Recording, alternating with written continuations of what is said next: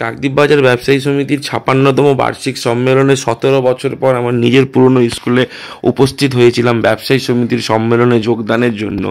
খুব ভালো লাগলো নিজের পুরনো স্কুলকে দেখে। এতদিন পর ১৭ বছর পর স্কুলের অনেক রকম পরিবর্তন পরিস্থিতি হয়েছে, অনেক কিছু চেঞ্জ হয়েছে, একটা ভালো মঞ্চ হয়েছে, ওপরে টিনের সেট হয়েছে।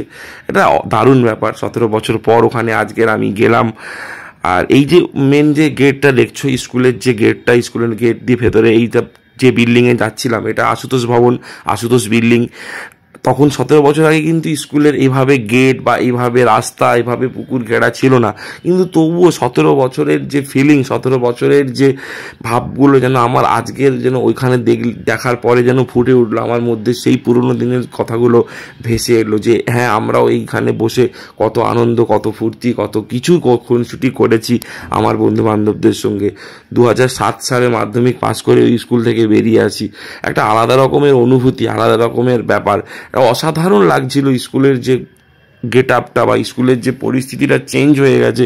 সত্যি সত্যি মানে শুনেছিলাম অনেক দিন অনেক কিছুই হয়েছে স্কুলে, তবে আজ গেলাম এতদিন পর, একটা আলাদা রকমের অনুভূতি, মানে একটা অন্য রকমের। আমাদের কাছে সুন্দরবন আদর্শ বিদ্যা মন্দির মানে একটা ইমোশন, আলাদা জায়গা, যেখানে আমাদের সময় থেকে শুরু করে আমাদের আগের, আমাদের দাদু, আমাদের বাবা সবাই যে স্কুলের সঙ্গে খুব অঙ্গাঙ্গিকভাবে স্কুলের জড়িত। একটা আলাদা রকমের ব্যাপার, আলাদা রকমের অনুভূতি। নিজেও গর্ব ফিল করতাম যে এই স্কুলের ছাত্র।